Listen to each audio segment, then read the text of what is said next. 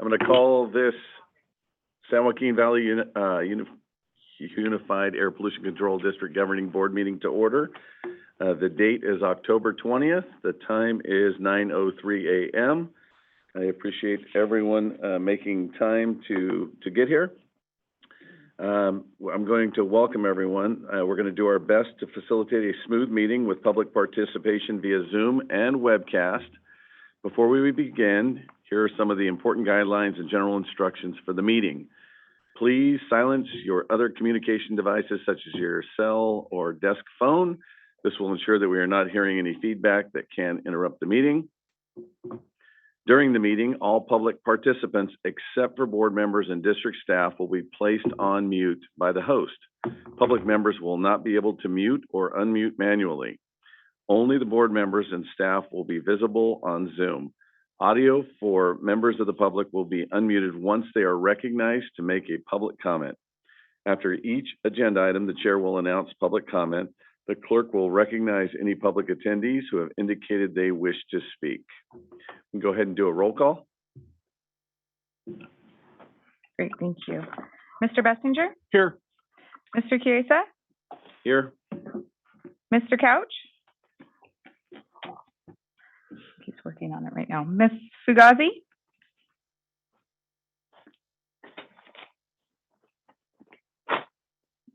Ms. Lewis? Here. Thank you. Mr. Mendez? Here. Dr. Pacheco Warner? Mr. Pereira? Present. Mr. Peterson? Here. Mr. Preciado? Mr. Rickman? Here. Thank you. Dr. Sheriff? Here. Ms. Shucklian?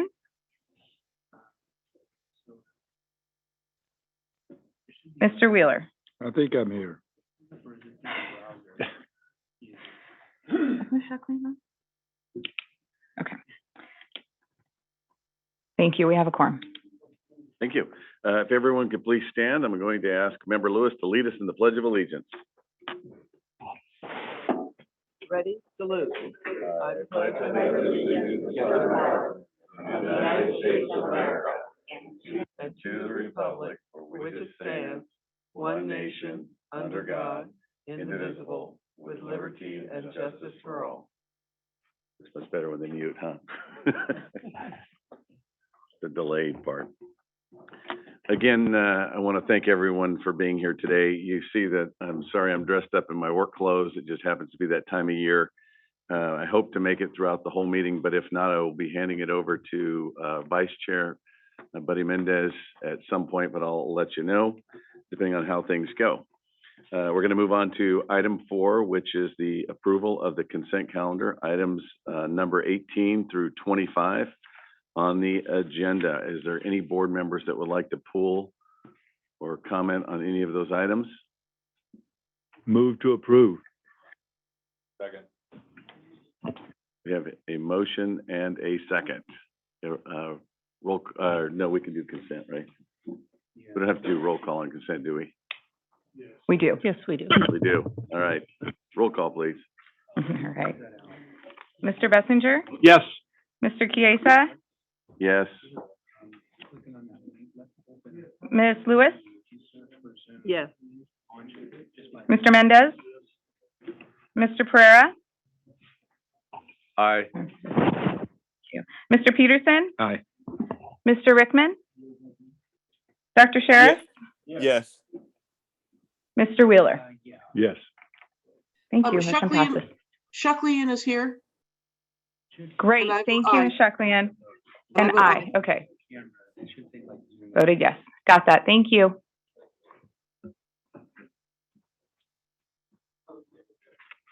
Thank you. We're going to move on to public comment period. It's a time made available for comments to the public on matters within the board's jurisdiction that are not on today's posted agenda. It is requested that no comments be made during this period on items that are on the agenda. The public may take comments on each board item, may make comments on each board item during the time allowed. Attention is called to the fact the board is prohibited by law from taking action on matters discussed that are not on the agenda. Now, I don't have my little cheat sheet, but maybe I can ask, what are the to unmute their phone. They push star 6. Star, and mutes or unmutes, and star 9 raises their hand. Star 9 raises your hand. There you go. So all of you online. Is there any public comment?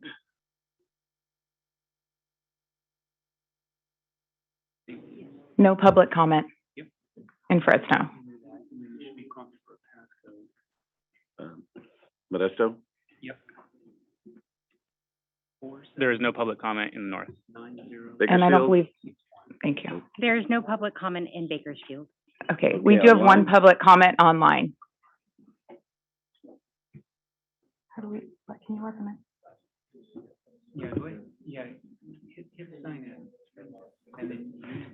Thank you. Good morning, board members, chair, and staff. This is Janet Dietz-May. I'm a member of CVAC, and I'm very concerned about climate change. Well, I guess nobody can deny climate change when we look at what is happening on the East Coast, when we look at what is happening on the West Coast, when we see what happened to Puerto Rico, when we see what happened to Florida. We are having extreme weather events. And this was foretold years and years ago.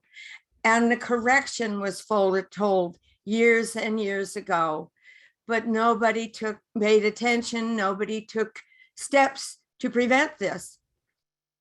A real good example of where our future is looking at Africa.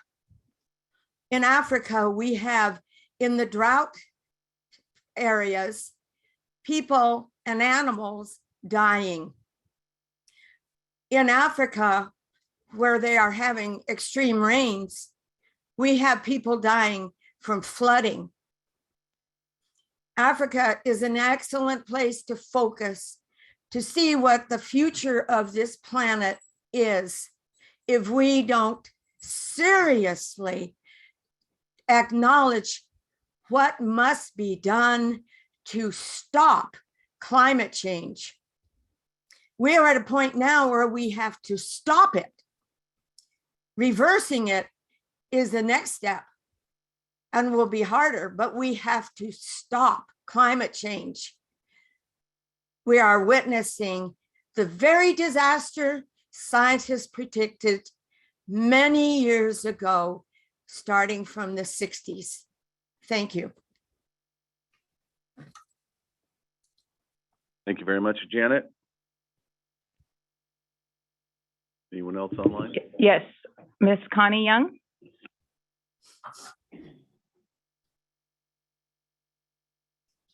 Good morning. Can you hear me? Yes, we can. We can now.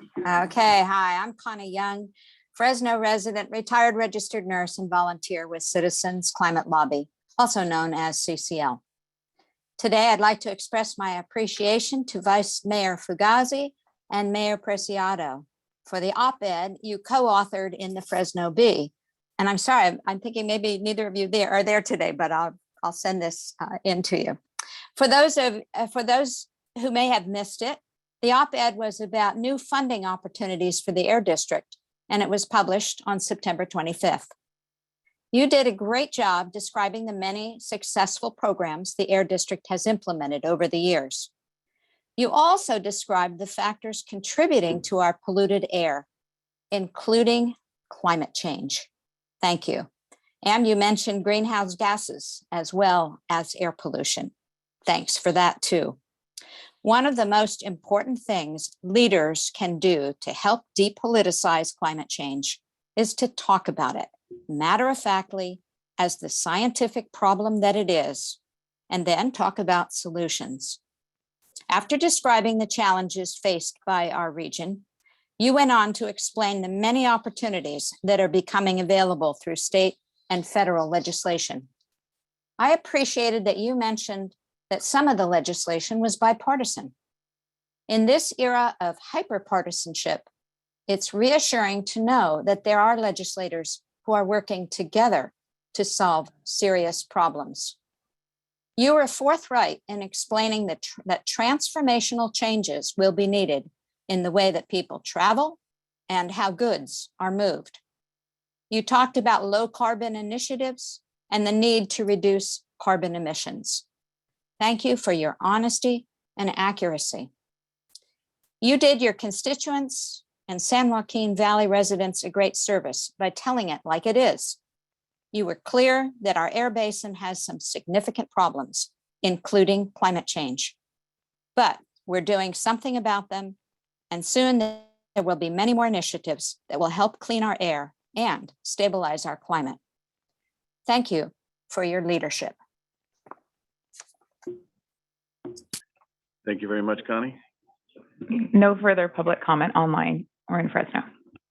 Thank you very much. Okay, we're going to move on to item 6, a report on the District Citizens Advisory Committee activities.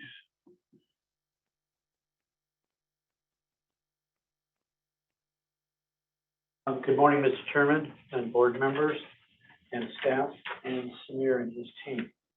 My name is Daniel Cunha. I'm president of the CAC, and in your binders, you have a one sheet that describes the CAC activities that took place. And in that, the biggest part of can everybody hear me?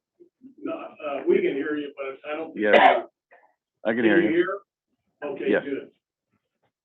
Okay, yeah, because the mic has been destroyed. So that means either that you don't want to hear me or you hid the mic from me, one of the two. Anyway, one of the large items of discussion was the ARB Clean Cars 2 regulation that is being proposed so that 100% of the light duty vehicles by 2035 will be all electric. Much discussion came from infrastructure, the type of utilities, many things about in this state about trying to get prepared for that. So Carb did a presentation.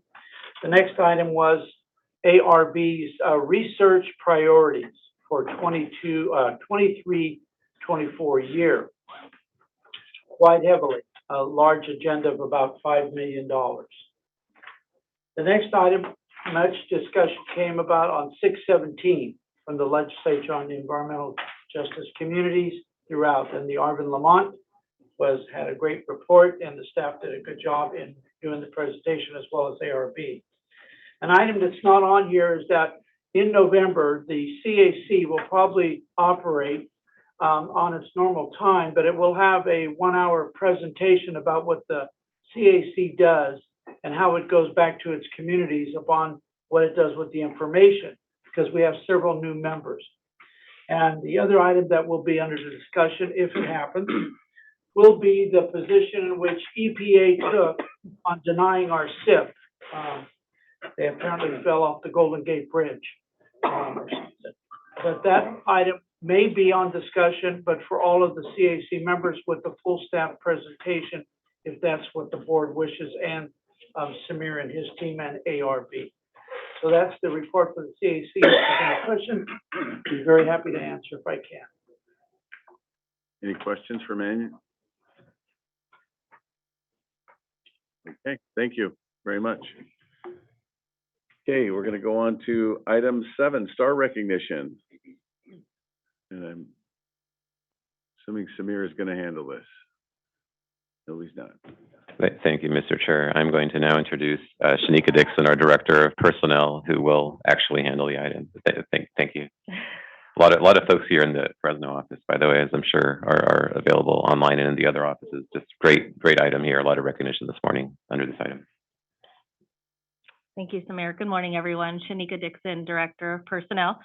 Yes, as you see, we have some employees here waiting to be recognized. I don't know if we have any online today, but we may. I'm glad to be here. This is actually one of our favorite items here, to recognize our staff for their milestones and their years of service. Recognition of employees' contributions is an essential component to the district STAR work culture. Today, we are going to be formally recognizing and showing appreciation to the individuals who have reached a service milestone in this past third quarter. So we have, again, district staff joining us virtually, maybe, and some in person today. Thank you all for your commitment and service to the district over the years. We appreciate your contributions. So everyone is actually in Fresno that we're going to be recognizing today. So here we go. Celebrating 10 years of service, we have Imtiaz Haq, Director of Information Systems. He take care of, Yeah, he's assisting right now, so outside in the hallway, but he'll be right back. he's making sure we have this meeting running. Mai Dang, Information Systems Manager, also assisting. Shannon Moore, Air Quality Specialist. Kyle Melching, Senior Air Quality Specialist. Celebrating 15 years of service, Jennifer Ridgway, Air Quality Specialist. 20 years of service, John Kopp, Senior Air Quality Inspector. Karen Hatfield, Air Quality Specialist. And lastly, we would like to recognize Leland Vilvazo, Supervising Atmospheric Modeler, celebrating 30 years of service at the district.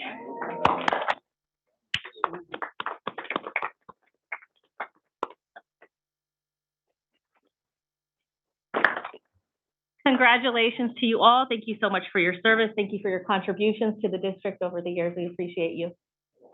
Thank you very much. So I just added up, and that was more than 100 years of service to the Air District right there being honored today. I just want to say how important I think it is to recognize employees. I look at the board and how lucky we are to get great information, timely information.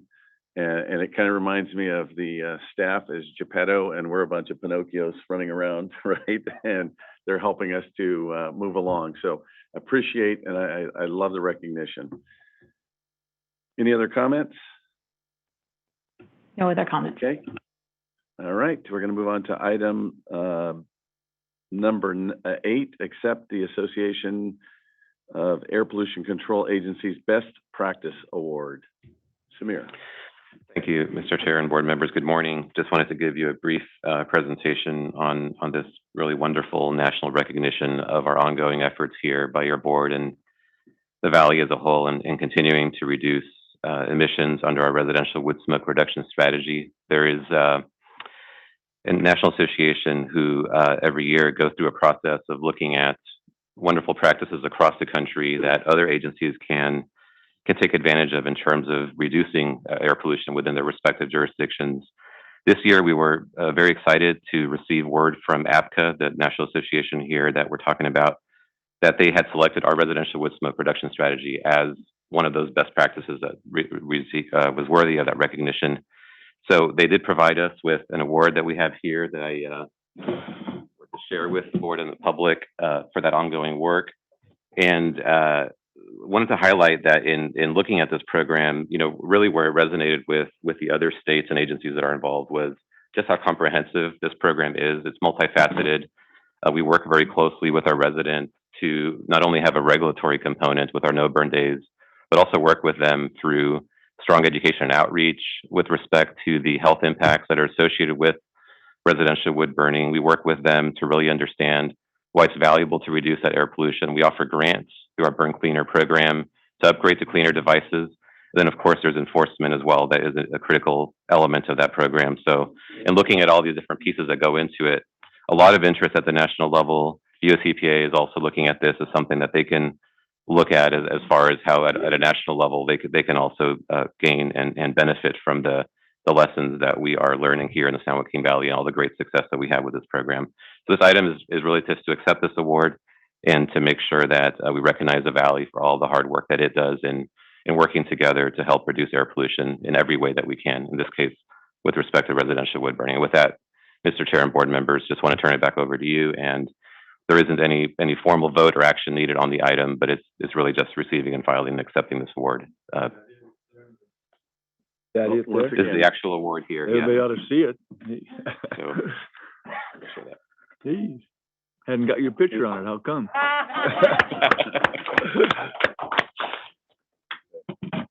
Yep, always great to be recognized, again, for the great work that's being done. Any other comments from board members? Yes, please. Yeah, We have I one just, public. Go ahead. Oh, I just wanted to make a comment. The wood burning, is kind of one of the, I don't know, the most toughest, I guess it's one of the toughest areas in which we work. And so to be recognized nationwide as, I know we get beat up from time to time on this issue, and it just makes me feel good that the work that you're doing is being recognized that we're on the right track. And, you know, although, you know, quicker is better, but we are heading in the right direction. So congratulations. Did you say we had a comment in Fresno? Yeah, Mr. Chair, on this item, it's not an action item, so there is no public comment on this item, Yep. but Yep. leave it to Okay. Chair and Board. Yep. All right, so we're gonna move on to item number 9. I guess we have Councilmember Bessinger had a comment. Yes. to- Thank you, Mr. Chair. You know, I imagine that people nationally scratch their heads and wonder why fireplace smoke is such a big deal. But if they understood our topography and the atmospheric conditions, especially in the winter, they would understand, and I think that is indicative of this award. I think this program helps people in the neighborhoods who are adversely affected by wood smoke. And I think, you know, if you're, depending on who you are, you smell wood smoke and it brings back some nostalgic, you know, thing when you were a kid and you have asthma, you smell wood smoke and you don't go out that day.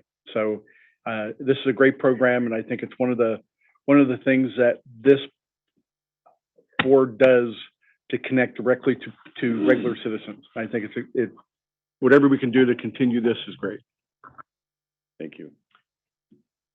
Councilmember Lewis, I'd like to make a motion to accept this item on the agenda. Okay, we have a motion. Second.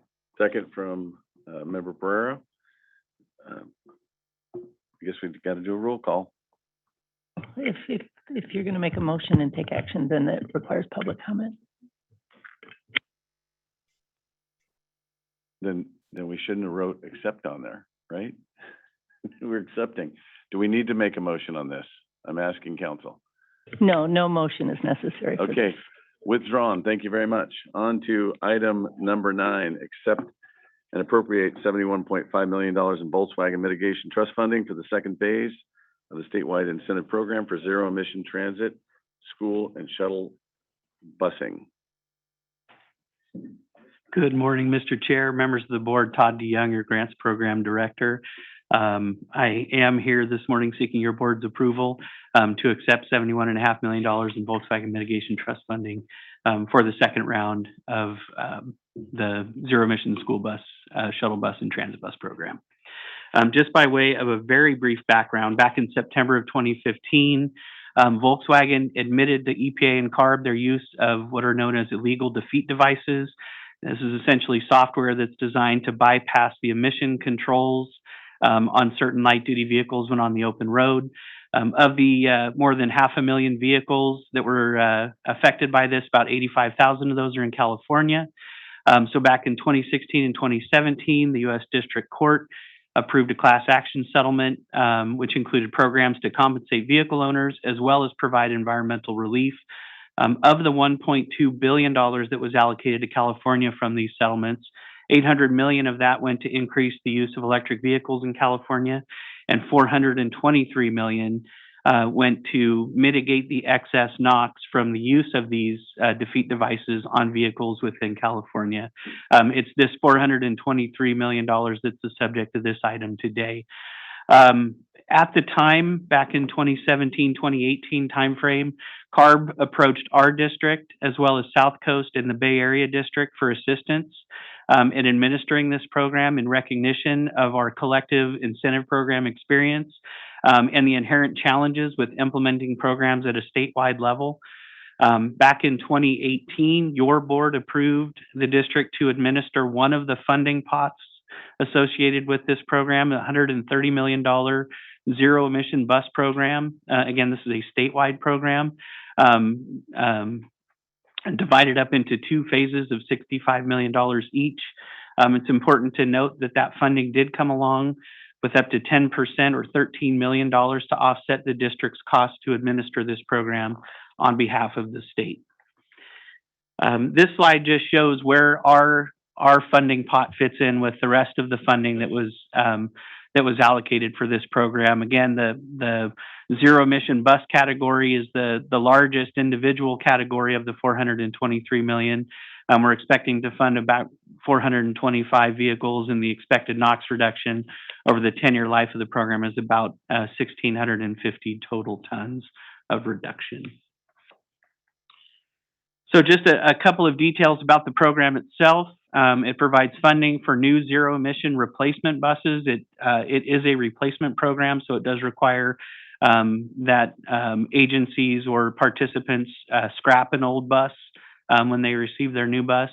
Again, this is helping to mitigate the excess NOx from these defeat devices that were used for years in California from Volkswagen. It reduces pollution in disadvantaged and low-income communities. There's a target of at least 50%, and we well exceeded that 50% statewide through the first phase. It supports advanced technology vehicle deployment and accelerates the state's goals for zero emission vehicle transformation over the next several years. It's $130 million in project funds, again, broken up into two allocations, and then there's administrative funds for $13 million that go along with it. Again, we're expecting about 425 vehicles total, although we're not sure depending on the mix of vehicles and the cost of those vehicles as they come in. The time frame for this program is 10 years, although the time did start when we opened the first phase, so back in 2018. So we're well into that 10-year time frame for the program. This slide just shows the maximum funding levels that are available under the program for battery electric transit buses. Maximum funding is $180,000. Fuel cell transit buses and electric school buses both can receive up to $400,000, and then all electric shuttle buses can receive up to $160,000 per bus.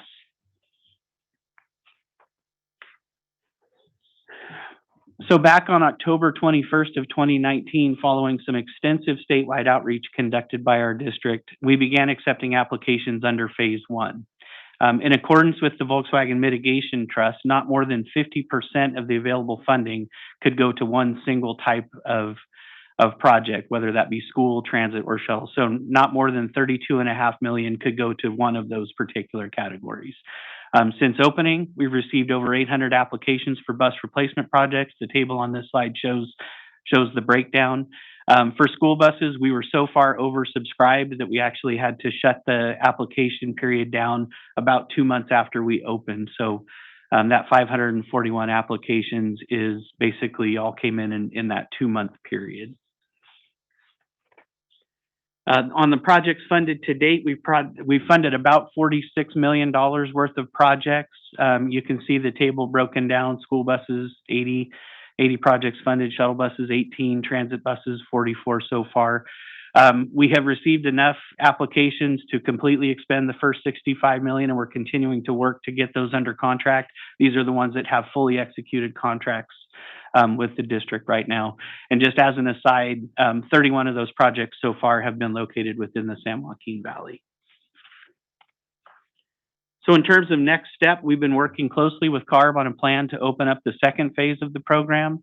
So upon board approval today, the district will work to open that second solicitation for the second $65 million installment as soon as possible, potentially even by the end of this month. This will include some massive coordinated statewide outreach to all of the other air districts in California, transit, school, and shuttle bus operators, CARB, CAPCOA, trade groups and organizations, and other interested stakeholders.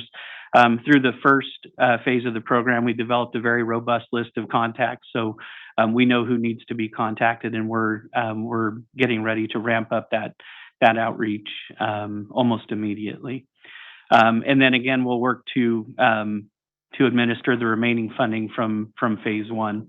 It is important to note that applicants not selected for funding during the first phase of the program, those applications will not roll over into the second phase. We're going to start with a clean slate, and everyone will be directed to reapply under phase two.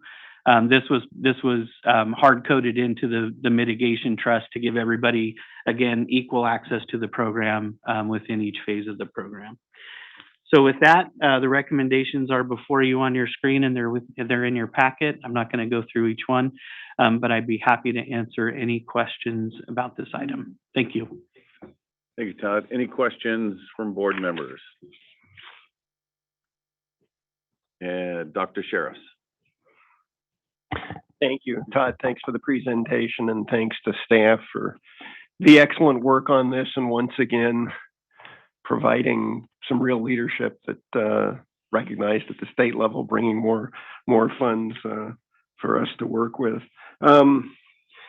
You know, I guess I just ask that in the next report, would love to see some statistics in terms of what the NOx reductions have been for us through this funding, as well as what the co-benefits have been in terms of decrease in PM 2.5, greenhouse gas reductions, and often difficult to estimate, but well, what are the health benefits that the valley's received through this? So just a suggestion that Absolutely. for the next report. Yeah, all that That'd be great to information is see. reported. Yeah. We'll certainly get that out to the board. Super. Yeah.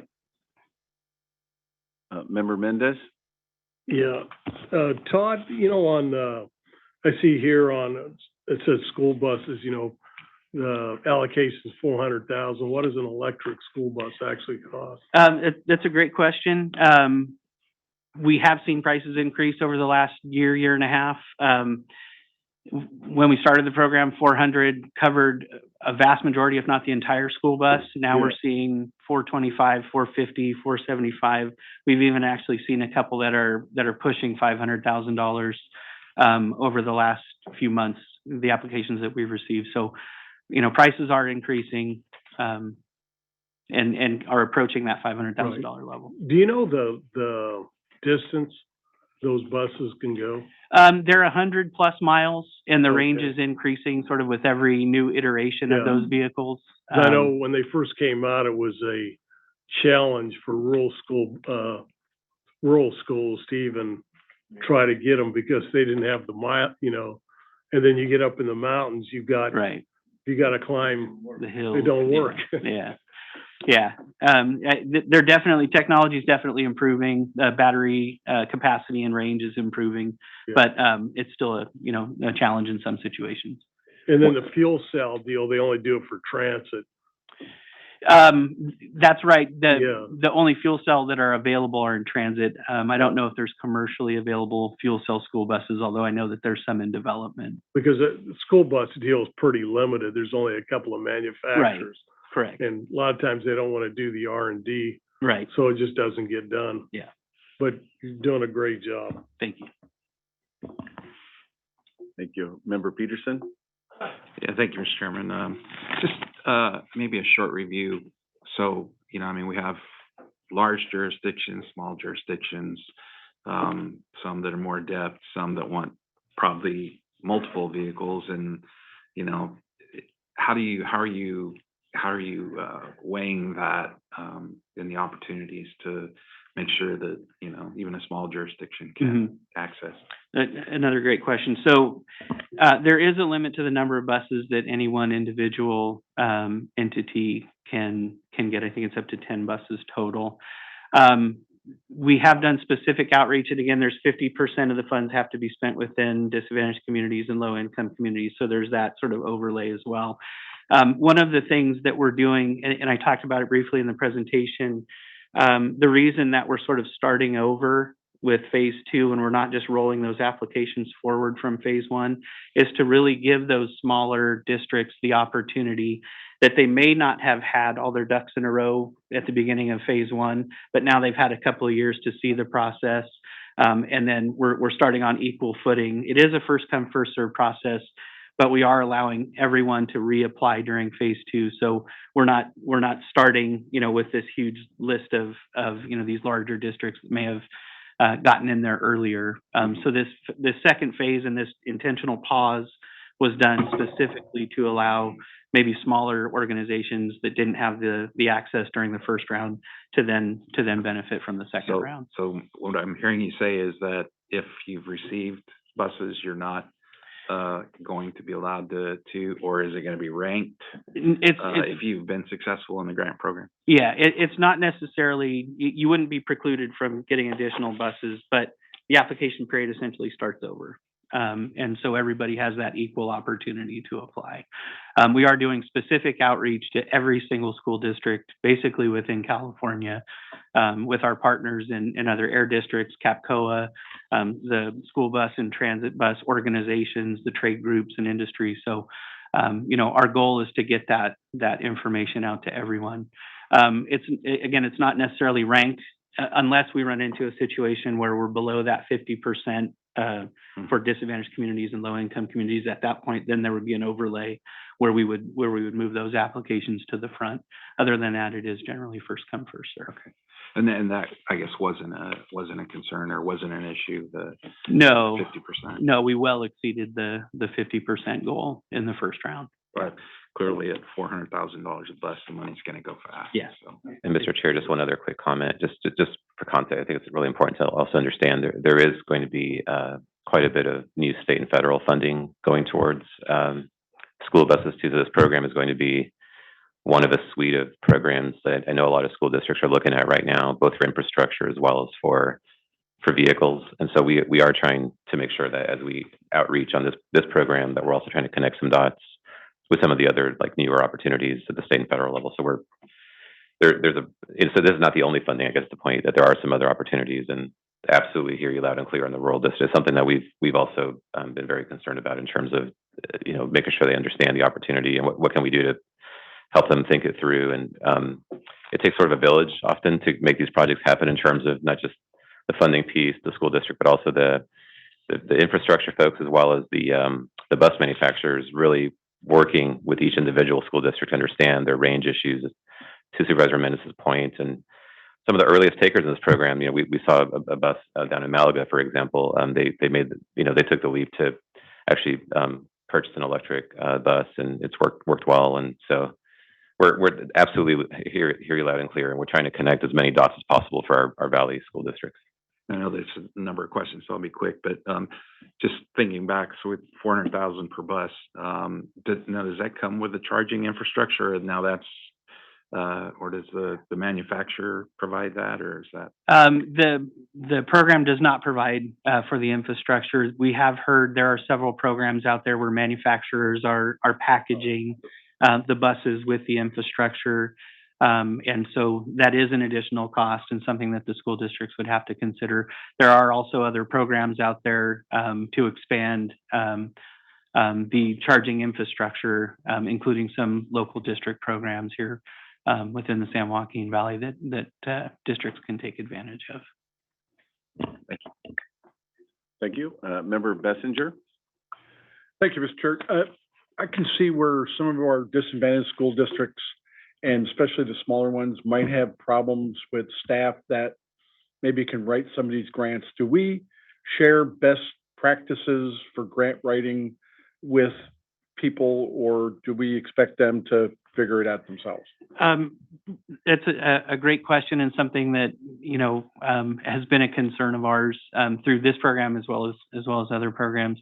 Our staff is always available to assist anyone essentially at crafting these grant proposals. The idea with the Volkswagen proposal is it's very, very streamlined and straightforward.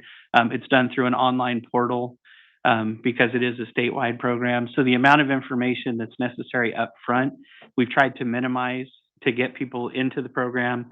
And then a lot of the detailed information will come later.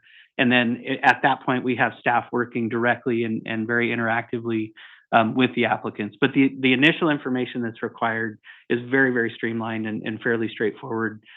We don't anticipate, and we haven't heard of any issues with folks accessing the program information. It's really just a few details up front that are necessary, and then we kind of get into the weeds.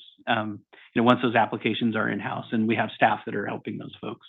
I would think it probably just from our staff time, it might be a good idea to consider putting up the most frequently improperly submitted grants so that people know in advance, hey, I don't want to make that mistake, because they don't want this is the first hog to the trough, and they don't want to be delayed because they forgot to cross the T. Right. Thank you. Absolutely. Thank you. Member Wheeler? Yeah, thank you. So Todd, did I hear you say that districts that's not in our valley district, apply for these? Correct. This is So a it's statewide program. Statewide, Yes. and we just oversee the whole statewide. Correct.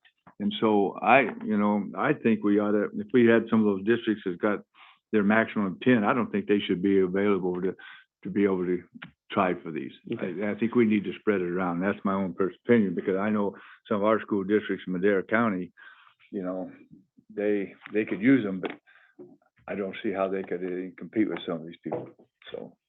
And if I may, just to make sure we act appropriately with that direction, if that's where the board wants to see it happen, we definitely would need to interact with CARB on this.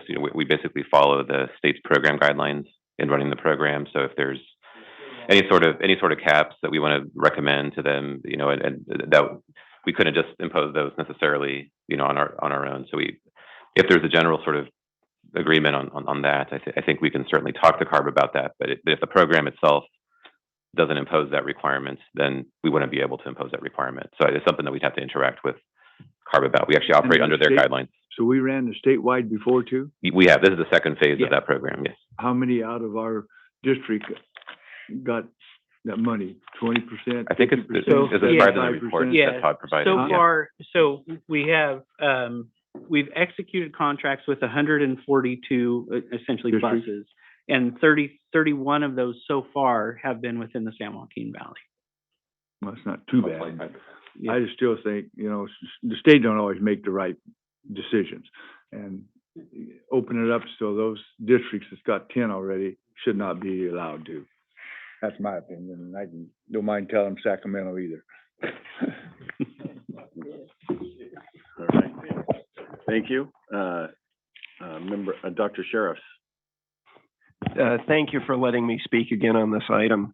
I'm reminded as we look at the success of this, and I'm assuming the satisfaction of the districts and others who are adopting these technologies. Unfortunately, the incentive funding is not infinite, and there's a big job to be done that, how do we close that gap? Well, it seems like one of the ways to close the gap, looking back at the fireplace work, education. Are we, as CARB, in a sense, helping build on the success, letting other districts know who have not been able to take advantage of this, the advantages of having electric equipment? I think, we've heard in the past, our fleet where we've electrified it, we've saved money on maintenance, and even looking at the capital costs, if we can take a long range view, in fact, it makes a lot of sense economically doing these kinds of things. So, a suggestion, and it's a statewide program, so clearly CARB's an important partner in collecting that kind of information and helping in the education of, the folks who've applied, but they're on the wait list. But they may look and see other ways to get funding to help them bridge that. I just wanted to reaffirm that very important principle. We absolutely agree with you, Dr. Sheriffs, and are going to be looking for even more ways to do that. That's critical to a program like this, where you have early adopters and others that are considering it. We've held events. We've used those to share those benefits. But the more districts adopt this technology, I think the more that we need to get creative in leveraging those successes to help, and also the challenges that they have to overcome. So we totally agree with that principle, and we'll keep looking for ways to make that happen. I've talked in the past about branding. I want to be sure those buses that this program has helped funding that we're working with, boy, they ought to be billboards for what the district's doing, for what these are accomplishing in terms of the NOx issues and so on. Definitely. Thank you very much. I see no more comments from board members. Is there anyone in the Fresno office to comment? Yes.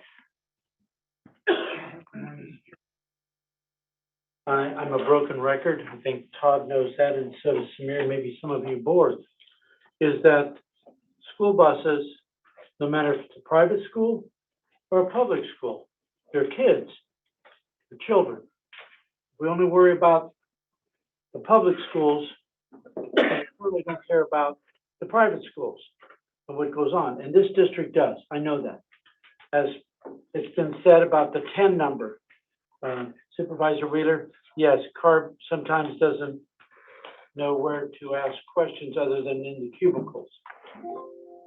But this is a question I have is, I know the district cannot give federal funds to private schools for buses, but they are out of the list. They get nothing.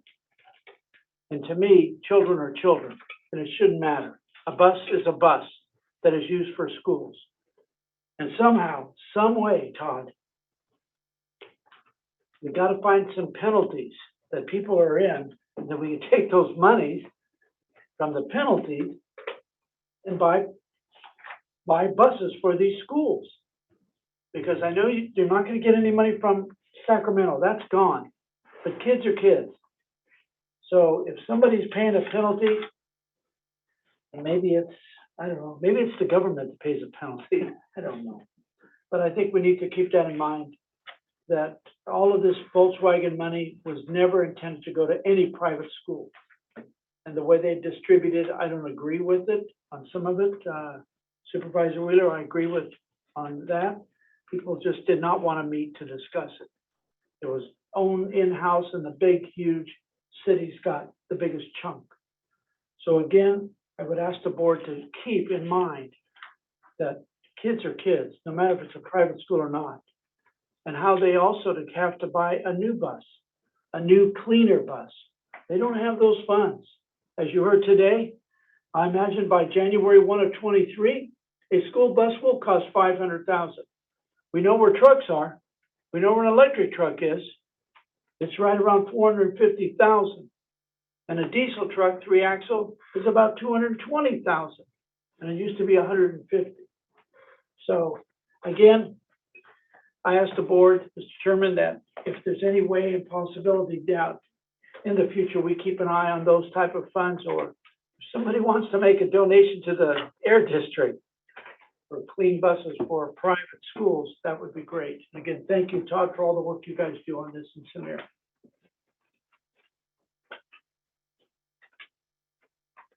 Thank you. We have Anyone else in the Fresno office? No one else in Fresno. However, we have an online public comment. Janet Dietz-Gamay. Thank you. This is outstanding, this program. I have been saying that school buses are one of the first that should become ZEVs. I have been at a school where all of the buses are lined up and the diesel fumes are overwhelming. Having children board ZEV buses is, just think of what they are protected from regarding the diesel fumes that the buses now have. And it's also for these shuttle buses and other public buses.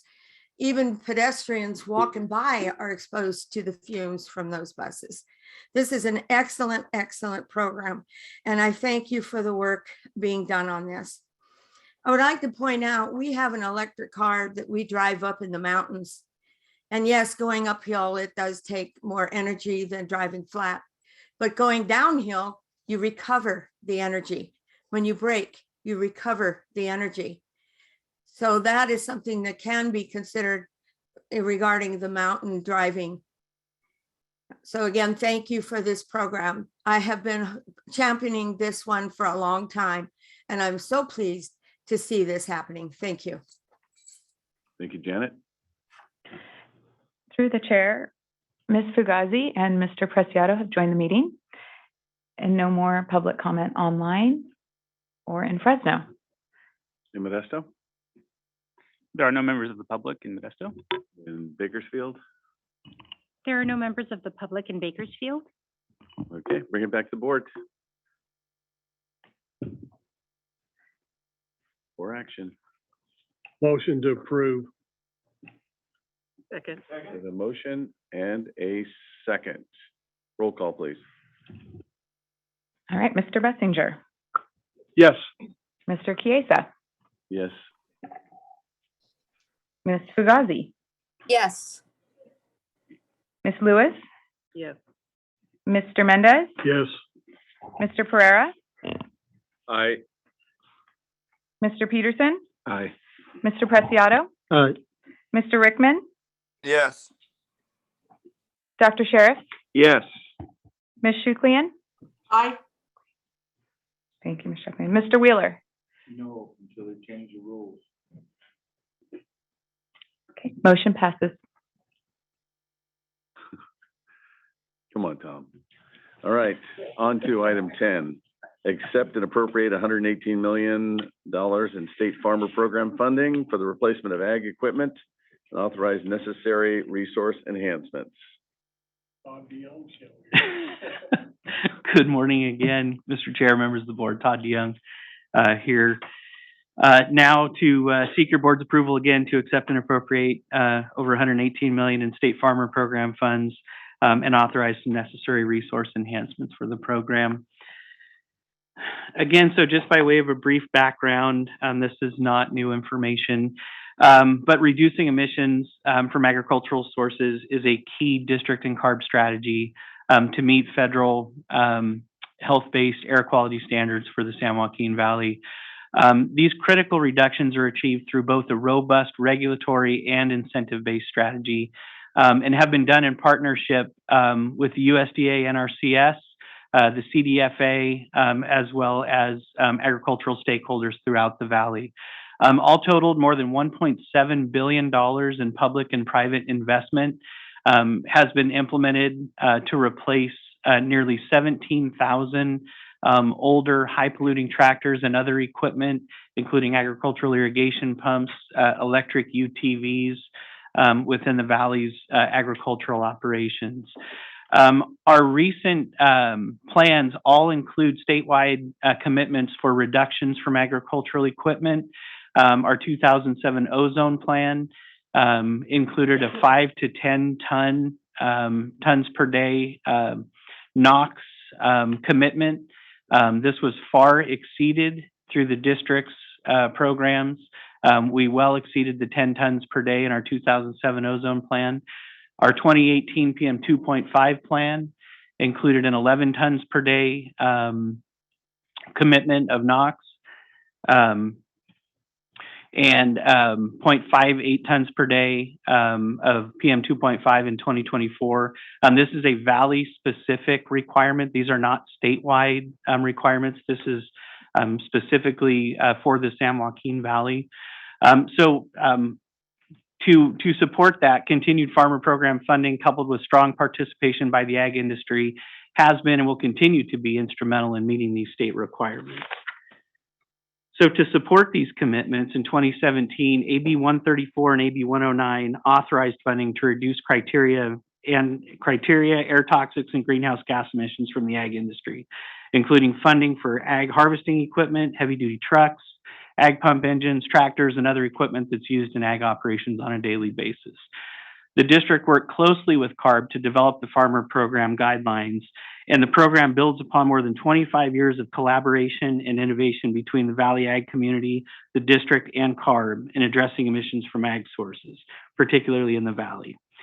To date, the district has been allocated over $432 million in farmer program funding during the first 4 cycles of the program. So for fiscal year 22-23, the state legislature allocated an additional $150 million statewide to CARB to fund grants with their district under what we're calling the 5th funding cycle, or year 5 of the program. That includes $148.5 million that's made available to air districts statewide after CARB withheld $1.5 million for their administration of the program. The district share, the district has been allocated $118.8 million of the 148, representing 80% of the total statewide funding for this program. So here's the summary of what we've done so far with years 1 through 4. As you can see, we've replaced almost 7,000 pieces of equipment specifically with farmer program funding. That includes almost 4,000 tractors, almost 3,000 zero-emission ag UTVs, ag pumps, and trucks as well. The total investment, including the applicant's cost share, is over $634 million in public and private investment, specifically with the farmer program funding. So with the high demand for farm equipment and continued global supply chain issues due to the pandemic, what we've seen, as we talked about in the last item with school buses, equipment costs have continued to rise. This has resulted in a lower overall percentage of the equipment costs that were covered by our incentives. Our target is 50 to 60% of the eligible equipment costs. However, with those rising costs, our incentive levels had dipped to 30 to 40%. So we're only covering 30 to 40% of the equipment cost. And then several categories were well below 30%. And what we saw is this led to a significant decrease in new applications at the end of 2021 and very early into 2022. Applications were down by about 50%.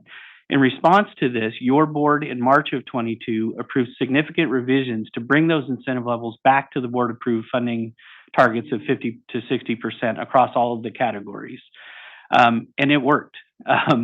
Since April, the district's queue of applications has increased from just over 2,000 to more than 3,300 applications, representing an increase in funding from $128 million to more than $277 million of funding need. This chart just shows that line, that kind of light blue line. That's what we've seen since March. So those are our highest number of applications that we received over the last several years. You can see the significant increase in applications since the district board acted, since your board acted to increase those incentives back to that 50 to 60% level. So in addition to those increases in incentive levels, in keeping with your board's direction to ensure that all farms, large and small, have equal access to our programs, your board approved several other significant program enhancements to increase access for small growers. We've increased funding to 80% of eligible costs for equipment replacement for small ag operations less than 100 acres in size. And since April of 22, more than half of the applications that we've received have been from those smaller farms. Your board also approved a new pilot program to replace Tier 0 or uncontrolled equipment or Tier 1 equipment with Tier 3 or cleaner used equipment. This is available to small farmers at a significantly reduced cost. And we're working with both the ag industry as well as equipment dealers to ensure that we have availability of good used equipment for this pilot program.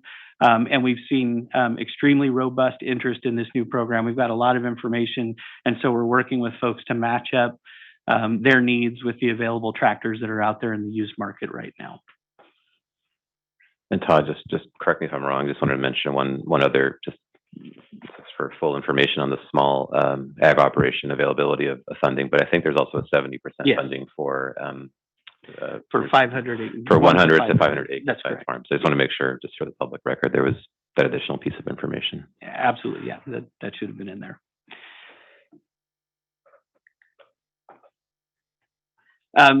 In addition to the changes that were made to the program, we've also actually set up a resource page on our website specifically for small farmers.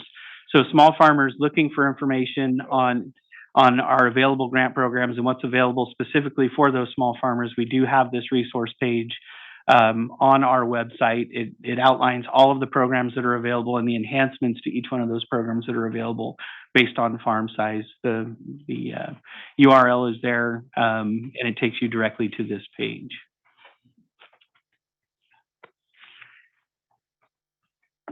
So with board direction and working closely with the stakeholders, we've been successful. Your board has been successful at lobbying and advocating for significant additional funding, particularly for agricultural equipment replacement over the last several years. And again, since April, our queue of tractor replacement programs has ballooned from 2,000 to more than 3,300. And again, that funding demand increased from 128 to more than 277 million. And this is all coupled with some very significant streamlining measures that have been implemented here at the district, which has allowed us to actually reduce the amount of time from application to contract during that same period of time. As with the previous allocations of state funding, this $118 million does include dedicated administrative resources, so we get administrative funding to absorb the cost associated with the program administration. And while we continue to increase efficiency in the program, just the significant volume of work and the amount of applications and the amount of claims for payment and the amount of interest in the program really does necessitate some additional staffing resources at this point. What we're proposing today includes the addition of some positions, as well as the conversion of existing temporary positions within the grant program to ensure longer-term stability and increased efficiencies in those programs. So the table on this slide shows what we're proposing today to add one accounting technician in the finance department. This accounting technician would be responsible for reviewing and executing the claims for payment, so getting payments out faster once the projects are complete.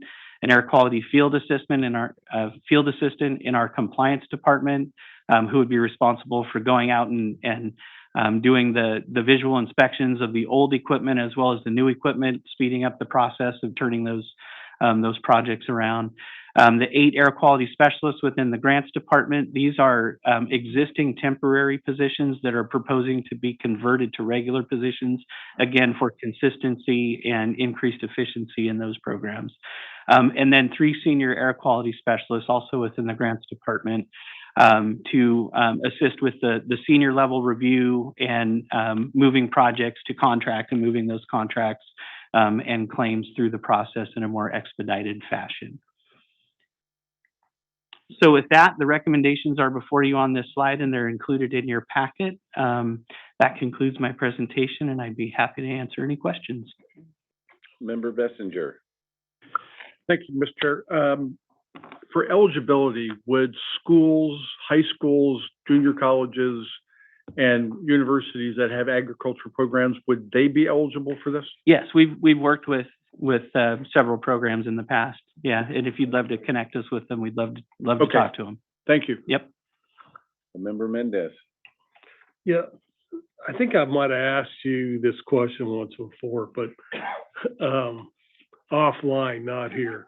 Okay, say this usually starts with a new tractor.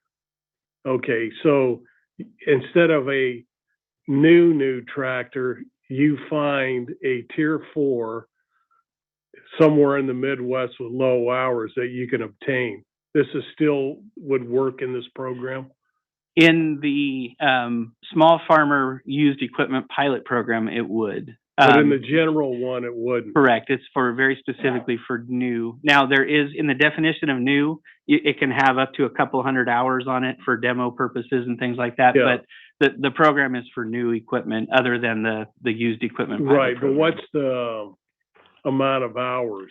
I can think have it's one? a couple hundred, 500. 500. So, yeah. Okay. Yeah, it's up to 500 hours. Okay. Yeah. There's a big difference between 200 and 500. That's all right. I just wanted to ask that question because Yeah. obviously, I mean, it was a tier 4, but it was a year old or something. I could see and it had 1,000 hours. Yeah. but- yeah. Yeah. But it's still a tier 4. Right. Okay. Right. Thank you. Thank you. Member Peterson? Yeah, thank you, Mr. Chairman. I just, I was watching some agricultural news the other day, and when we talk about our program and the success of it, the agriculture equipment manufacturers release some annual reports, and I think this speaks to the impact of this program. But which typically you would see, now California has transitioned a lot to smaller horsepower tractors. Nationwide, it's off 17%. 40 horsepower or less, 40 horsepower to 100, off 12%. But total tractors nationwide down 14.3% over last year, which obviously speaks to the economy and the challenges that folks are facing out there. And unless the water scenario changes, I think this program is going to be further challenged. And unfortunately, I hope we don't ever get to a point where we're undersubscribed, but I know it's going to be a challenge stepping forward. And it's been very impactful, obviously, to increase those, matching numbers to get that for total price down, and the improvement in air quality continue. But I think it's going to be a challenge if nothing changes soon. Thank you very much. I see no other comments, so we'll go to the public. Anyone in Fresno? Yes, we do have a public comment in Fresno.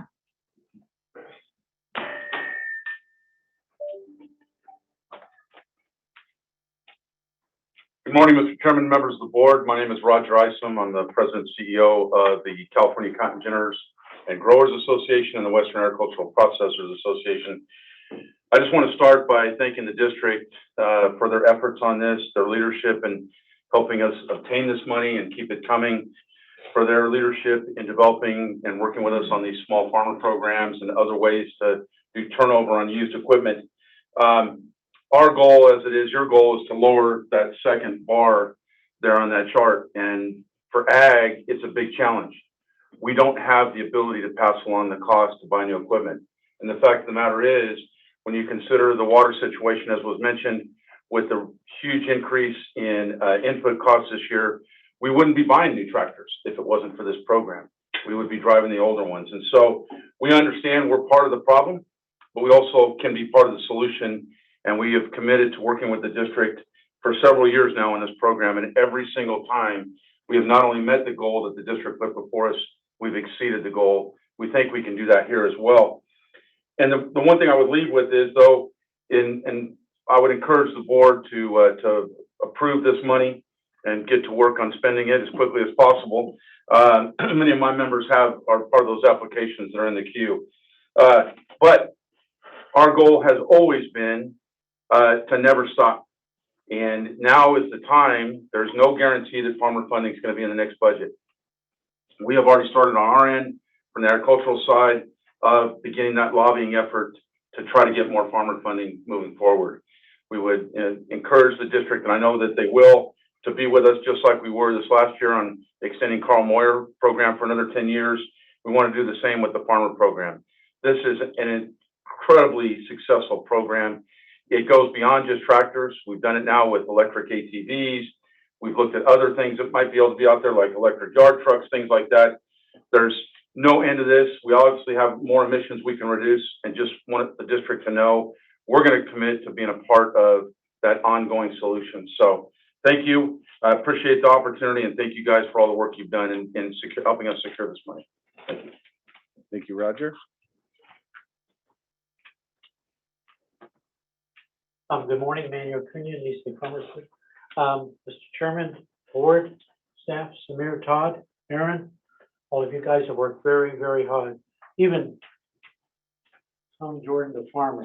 I know he doesn't have farmer pants on yet, but we'll get him there. We'll get him there.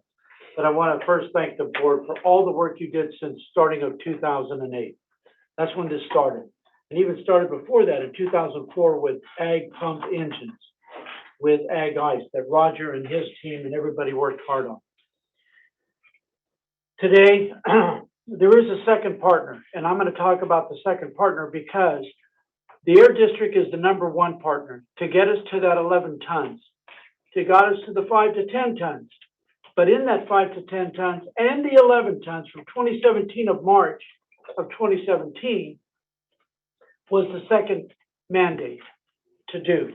And in doing that, there was a second partner that's been there all the way along, and that's called USDA NRCS. They have been a tremendous partner. NRCS to this date, and Jesse is here now, who's the new equipment young man at NRCS that took Todd Strauss's place, or Ted Strauss, I should say. So he's here. Also is Luis Ramirez from my office, the vice president, who will be taking my job eventually here very closely. She won't be seeing me too much down the road, but you will for a while. You're not getting away with that easy, or the staff either. But Luis will be taking in that position. In saying that, NRCS is an integral part of this entire calculation. And that is the important issue here as well. We work with USDA. They put $350 million has been NRCS's contribution since 2008. We had to change the NRCS guidelines to make this possible. NRCS, the district, and ARB, Lynn Terry, all worked hard to get credits for this program. To give the farmers, if they're gonna get rid of an old tractor, they know they're getting something for it.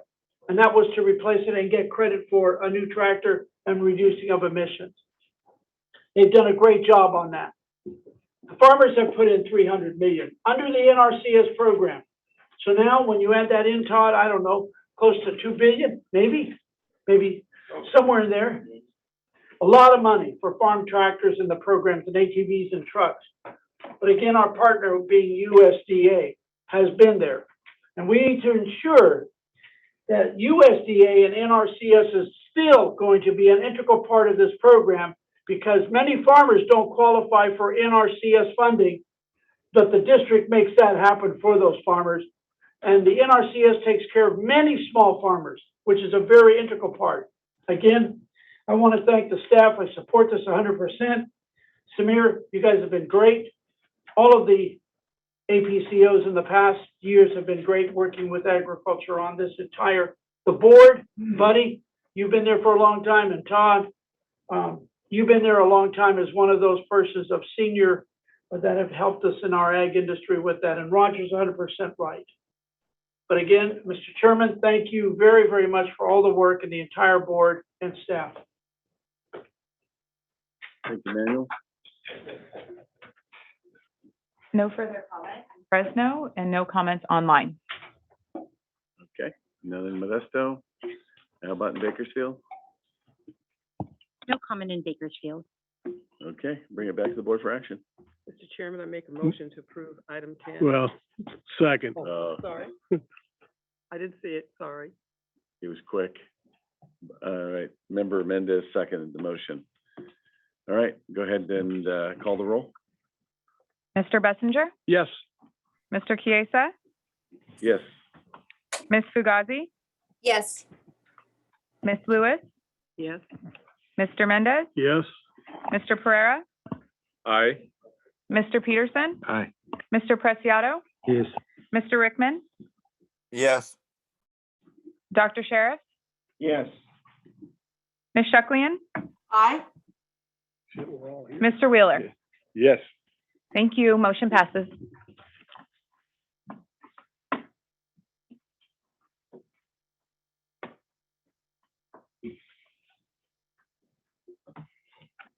Okay, perfect.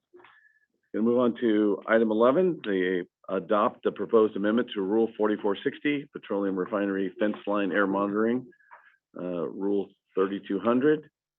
And let's see. Yep, go ahead. I'm sorry. I'm texting right now. I'm working. It's terrible. Hey, no problem. Thank you, Chair, members of the board. I'm John Klassen, Director of Air Quality Science. I'm here to present to you our proposed amendments to Rule 4460, Petroleum Refinery Fence Line Air Monitoring, District Rule 3200, Petroleum Refinery Community Air Monitoring, and adopt the proposed Rule 4460, Petroleum Refinery Fence Line Air Monitoring Plan Guidelines. So just a little bit of background here. Due to a number of safety incidents at large refineries in the Bay Area and South Coast, the state legislature in 2017 passed the California Refinery Jobs and Safety Action Plan that included a number of bills, one of those specifically being AB 1647. This bill specifically requires a few elements here: that petroleum refineries develop, install, and operate fence line air monitoring systems at and near refineries in accordance with guidance developed by both CARB and the local air district. That local air districts design, develop, install, and operate refinery-related community air monitoring systems separate from those fence line systems, and that all the data from these systems be made available to the public in real time. So in response to this, in 2019, your board adopted our Rule 4460 and 3200 to implement the AB 1647 requirements here in the San Joaquin Valley. Just a bit of background on our current Rules 4460 and 3200. Rule 4460 is the one that applies to the fence line air monitoring systems that would be operated at the refineries. This requires that the data be made publicly available in real time. The rule specifies the type of equipment that should be used, as well as the pollutants that should be monitored based on the size of the the facility and the processing capacity. We did want to note here too that the current Rule 4460 is already as or more stringent than other analogous district rules across the state. There's also in the current rule an exemption for refineries not currently engaged in refining crude oil. And we wanted to point out that this exemption was specifically for the immediate fence line monitoring requirements. There are other provisions in the rule that would still apply to these types of facilities. Then Rule 3200 is focused on recovering the district's cost to operate our community air monitoring systems, to buy the equipment, the staff time to operate it and maintain it. And that's the focus of Rule 3200. After the board's adoption of Rules 4460 and 3200, there was a court challenge. A coalition of litigants filed a lawsuit challenging our implementation of AB 1647 requirements. The Fresno County Superior Court ruled in September of 2021, about 1 year ago, that affirmed certain aspects of our rules, but then also issued a few clarifying directions that we have listed here. One of those is that facilities not currently engaged in crude oil refining may not be exempted from the refinery statute's fence line air monitoring requirements. Another was a reevaluation and additional supporting analysis needed with respect to the monitoring provisions for refineries with refining capacity of less than 40,000 barrels per day in the current rule. And accordingly, because of this, we've gone through a public process over this past year to develop amendments and technical analyses for Rules 4460 and 3200 to address the court's ruling. This map here shows the locations of the facilities that hold permits to conduct petroleum refining in the San Joaquin Valley, all in Kern County here in the Bakersfield area. You can see on the top left-hand side, that's Alon Bakersfield Renewable Fuels. This facility is not currently subject to Rule 4460 as they're not currently refining crude oil. They do already have a fence line air monitoring system in place. We wanted to note that, monitoring ammonia, H2S, and hydrocarbons. Number 2 and 3, Kern Oil Refining and San Joaquin Refining. These are the two facilities that are currently subject to our rule as it stands right now. They are required to measure BTEX, H2S, and SO2. You can see that Kern Oil is down in the southeast part of Bakersfield near the Lamont community. And then finally, Tricor on the top there, also in the Bakersfield area to the north part. They are not subject to the Rule 4460 currently. They are receiving, storing, and shipping various petroleum products and production of air-blown asphalt. And I did want to note here that based on the amendments we're proposing here today, all 4 of these facilities would now be subject to the requirements of the rule and fence line air monitoring. The state has developed guidance for the implementation of AB 1647. There's a document called the Refinery Emergency Air Monitoring Assessment Report, or REMAR. This was developed by both CARB and the California Air Pollution Control Officers Association. This provides an inventory of the type of air monitoring assets that are available across the state, any emergencies, provides recommendations on how to improve emergency and routine air monitoring at facilities when issues happen. Lots of recommendations in this report about air monitoring technologies that could be used, communication practices. And one of the key points that was made in this report was that there really isn't a one-size-fit-all approach for doing fence line air monitoring. It should be dependent upon the type of operation at the facility, the size of it, what their pollutants could be, and had a lot of recommendations along those lines that it should be a specific assessment of what should be done for fence line monitoring at each facility.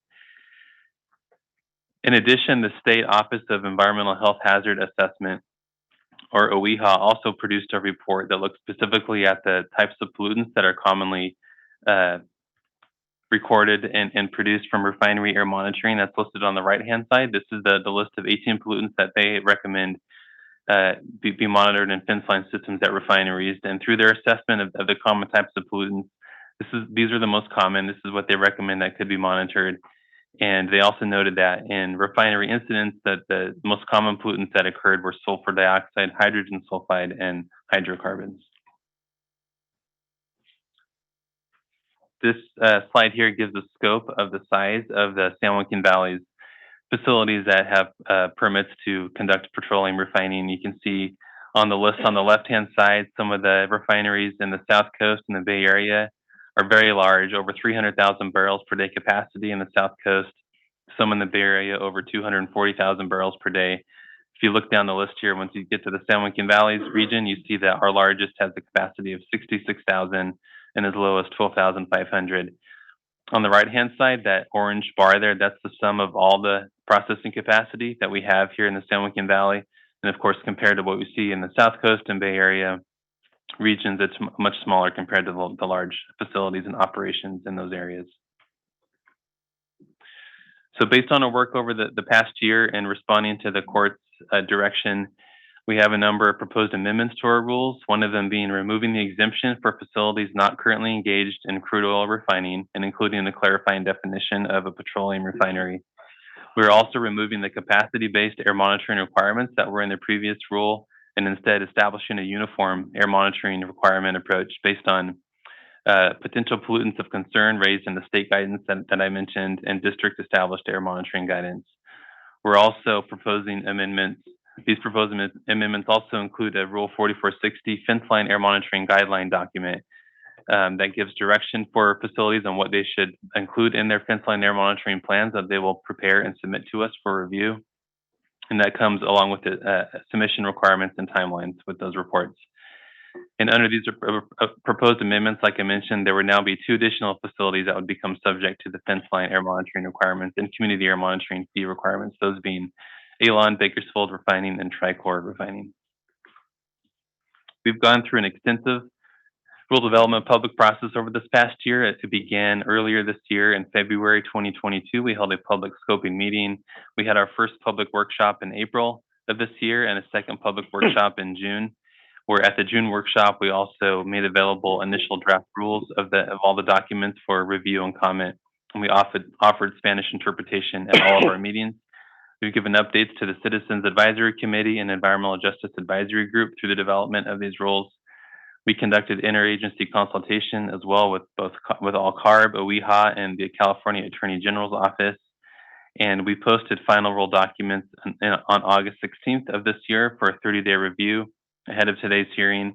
And we did not receive any new public comments since we posted those final versions. And we have addressed earlier comments, which are all within the package before you today. So our recommendations this morning are to adopt the proposed amendments to both Rules 4460 and 3200 and adopt the proposed Rule 4460 Petroleum Refinery Fence Line Air Monitoring Guidelines and authorize the chair to sign the attached resolutions. And that's it for our presentation. We'd be happy to answer any questions. Any questions of staff? Okay, no questions of, Member Peterson? Almost got away with it. Thank you, Mr. Chairman. I was just curious, as we go through these adjustments and working with industry, do we have a feeling of what this new requirements are going to cost in implementation? Yeah, the costs for the fence line systems, they can vary depending upon what pollutants they will end up monitoring at the fence line.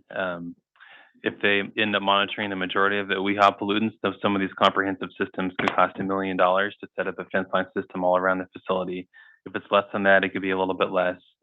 The community air monitoring systems that they'll have to give to the district for us to recover our costs for the community systems can cost anywhere from $100,000 to a few $100,000 based on the complexity of the pollutants being monitored.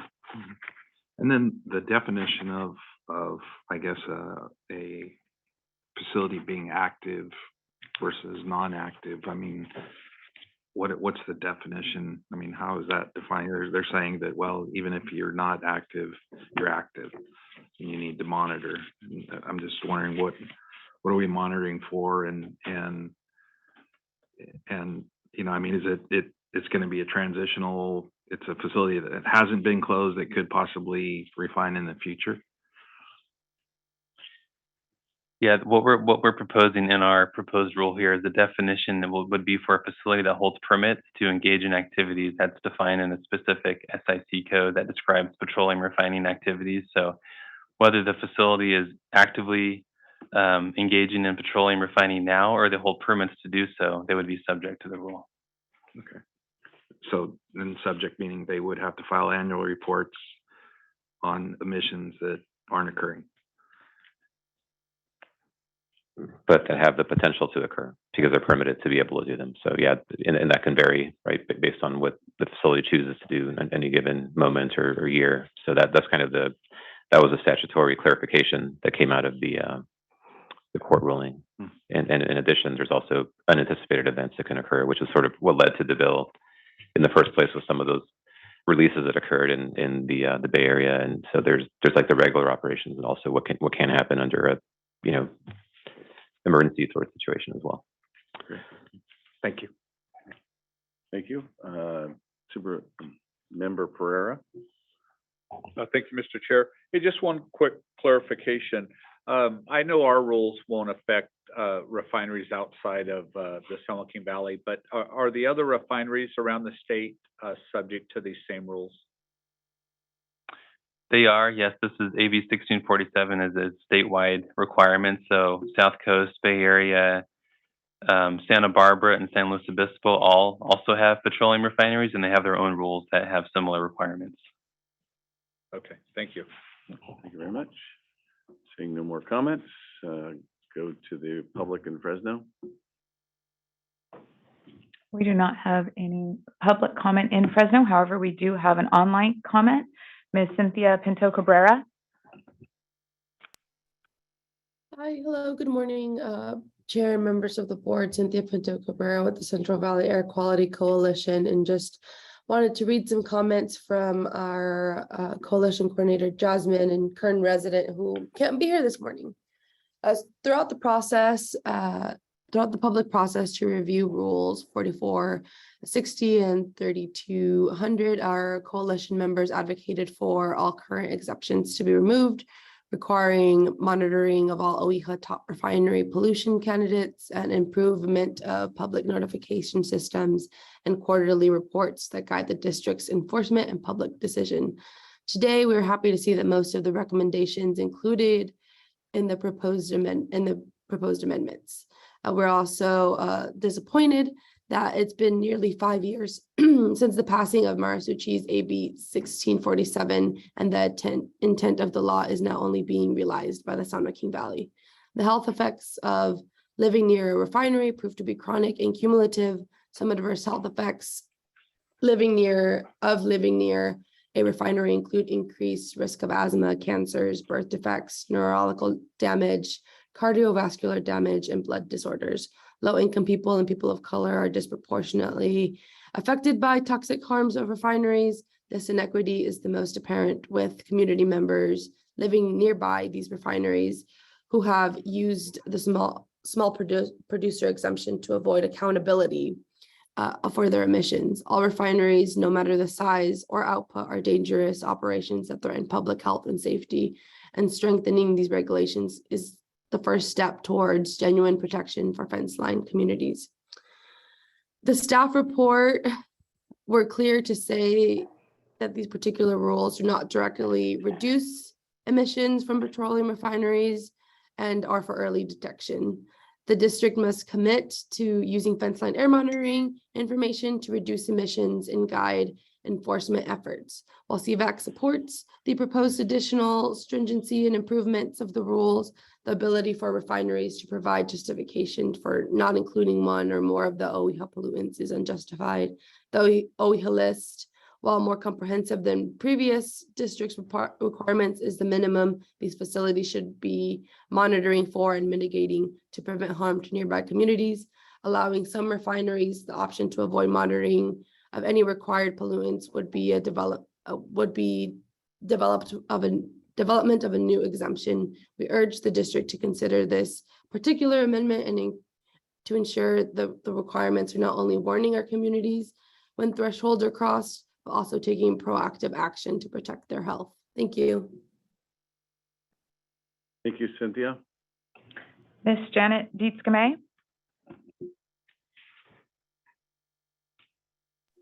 Thank you.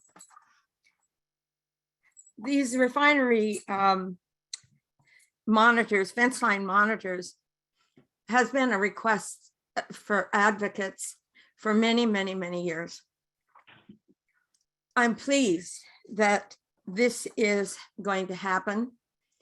I am hoping that the district will support the information revealed by these monitors by taking actions to help those who are exposed to the pollutants that will be revealed by these monitors.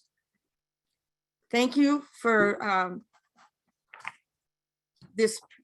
Well, I guess I have to thank the rules for this, but thank you for considering this and supporting this.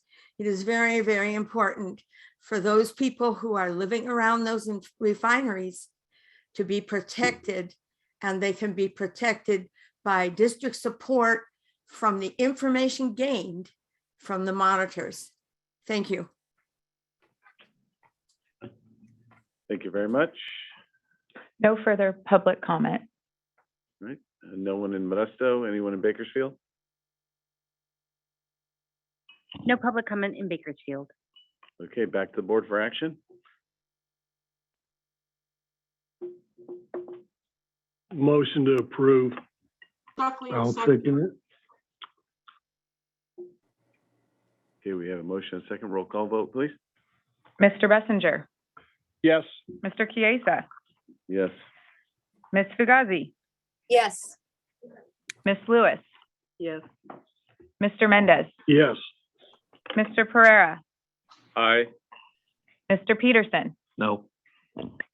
Mr. Preciado, Yes. Mr. Rickman, Yes.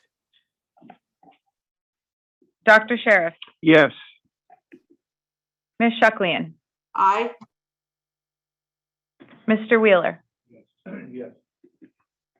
Motion passes. Thank you very much. On to item 12, appoint an ad hoc governing board subcommittee to nominate candidates for the 2023 governing board chair and vice chair. I'm going to turn it over to Samir because there are some rules that we must follow. Thank you, Mr. Chair and board members. Want to just give you a quick rundown of this item. This is an annual process by the governing board to select and then have serve the chair and the vice chair roles, officer roles. Just a few reminders about the way the process works and some of the rules based on board adopted policy on this. A board member may be nominated to serve in those roles for no more than 2 consecutive years, so that is available as an option. And one of the key steps in the process is for there to be the formation of an ad hoc subcommittee that would help advise the larger board on the take nomination and present some nomination of candidates for the 2023, in this case, chair and vice chair. There are some ground rules to that process in terms of the way that subcommittee is formed. They consist of having 2 members from each region, so 2 members from each of the 3 regions, North, Central, and South. And then it would consist of 3 county supervisors, 2 city representatives, and 1 member appointed by the governor, one of our 2 governor appointee board roles. Just as a reminder, last year, the board members that served on the subcommittee were Supervisor Mendez, Supervisor Couch, Supervisor Rickman, Councilmember Lewis, and Dr. Pacheco-Werner. And I want to thank them again for their service last year.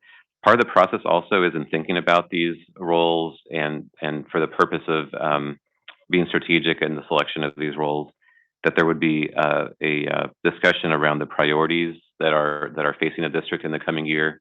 And then in thinking about those, factoring that into the thought process behind the nominations. And in the board item, there are a number of the priorities that I projected into the coming year.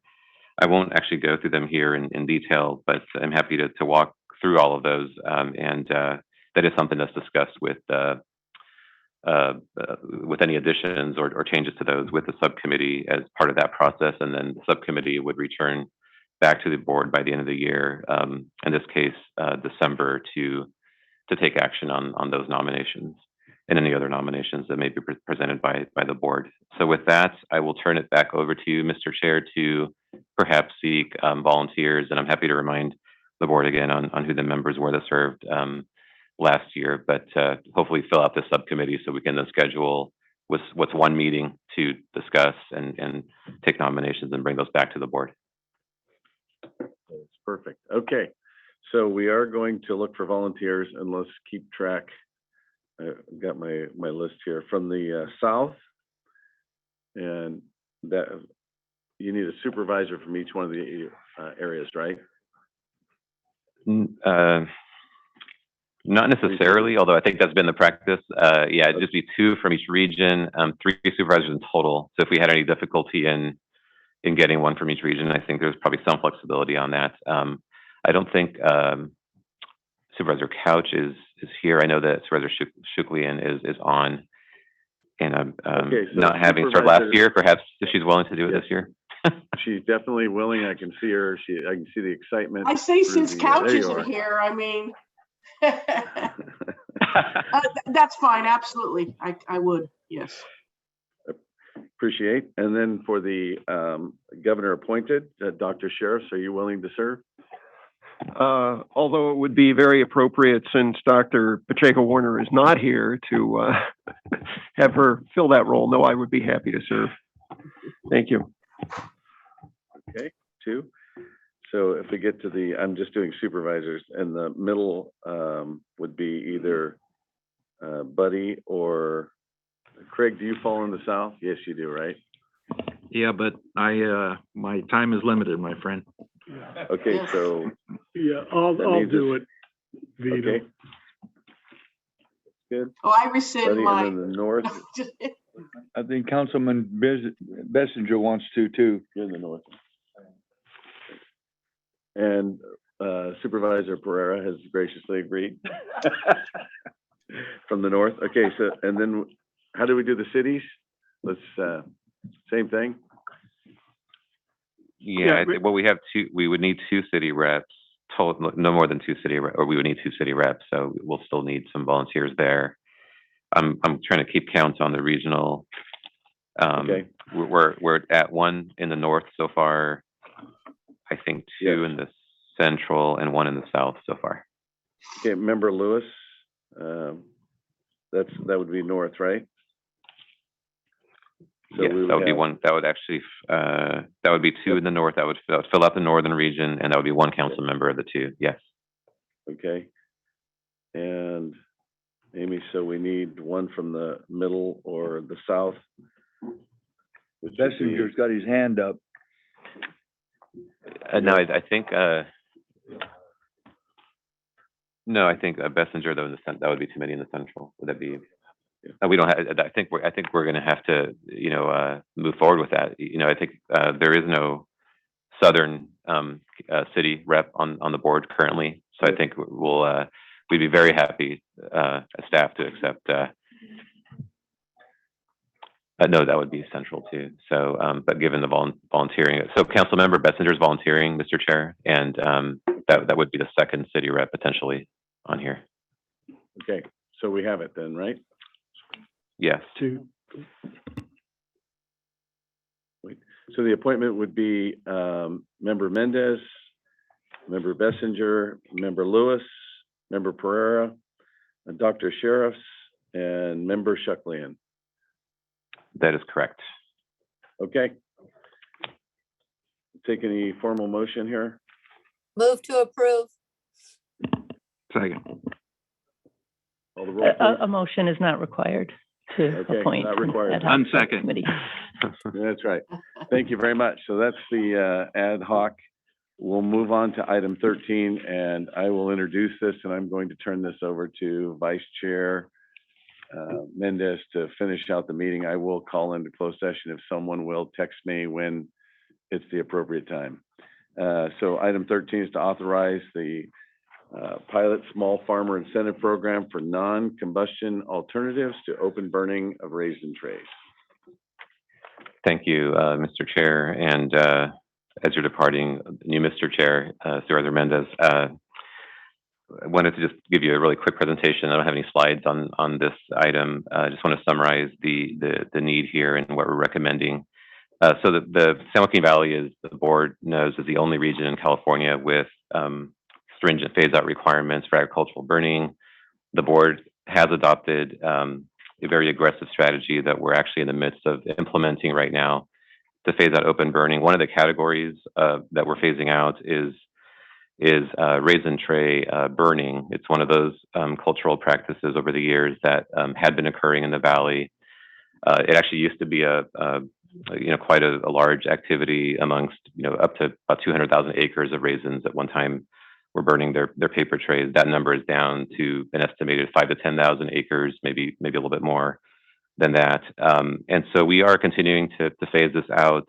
Next year is the last year that this would legally be authorized, although obviously with air quality conditions and the way that we implement our smoke management system, there's ongoing restrictions in terms of the ability to do that, even under the current requirements.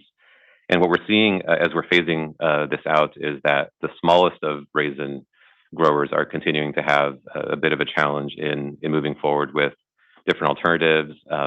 We're exploring, for example, recycling and whether or not that's something that's feasible. There's some testing being done in that regard to see if that material is recyclable and if we can have an outlet for that. There's sending it out to waste facilities, again, instead of burning. That's something that we're actively working on with regional waste facilities and putting together some contact information and availability of that so that we can provide that continued outreach to these small growers. But one of the things that we've seen is with this season and going into next season, that there's a small opportunity here for the smallest of growers to help offset some of those increased costs associated with handling these materials. And so we are recommending under some really strict criteria here, if you're a grower that is less than 50 acres in total size across all of your acreage, so it would be the smallest of growers, and under a streamlined voucher process that we would set up as those growers pursue perhaps either recycling or sending it out,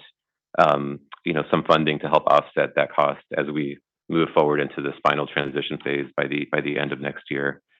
And there is some basic information included in the recommendations with respect to the implementation of the program. It'd only be available, here going into the phase out, basically through next year on a per acre basis, not to exceed $25 per acre. First come, first served. We'd obviously, as we've talked about before, do outreach within the community to make sure that the availability and that there's awareness of this, and especially what the resources are to be able to handle these materials. That's an ongoing effort. We're actually already working on outreach materials that we're about to send out in partnership with the ag community to make sure they know how to get to these alternatives. And the total funding is recommended at $40,000, which we think will be able to help with the smallest of growers that are facing this phase out. And with that, Mr. Chair, I'll just turn it back over to the board for any questions or discussion on the item. Before I ask for questions, would it be something like so much an acre? Yes. Would be the incentive? It would be up to 25 per acre. We're looking at it, does it make sense to offer maybe a little bit more if you're less than 10 acres, a bit more if you're in the 30 to 50 acre range. So there could be some variance as we understand the costs of the different alternatives as far as hauling it off site. Because it'd probably be, even if you like add 10 acres of raisins, you probably wouldn't even make a minimum if you had somebody come in with a, if your disposal people came in with something to dump off of, it wouldn't even be big, they'd end up paying a premium because of, they could easily fill it. And it still, would have left over. That's right. This is kind of like I call this an ad hoc item. Since you don't have any stuff for it.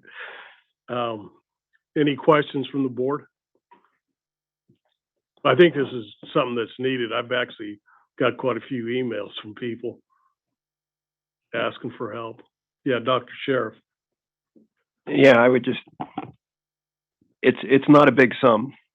It will be helpful for small growers. I wish that had been there 2 years ago when the last time I put raisins on the ground, because we ended up hiring a bin. That was the way to dispose of them at that point, because I didn't want to burn them. Nope. Paid good money for a bin. Any other questions? Since there aren't any to approve. Well, I'm going to go to the public because this is an action item. Oh, here we go, Manuel. No way you're going to get away with the title. Again, Manuel Cunha, thank you.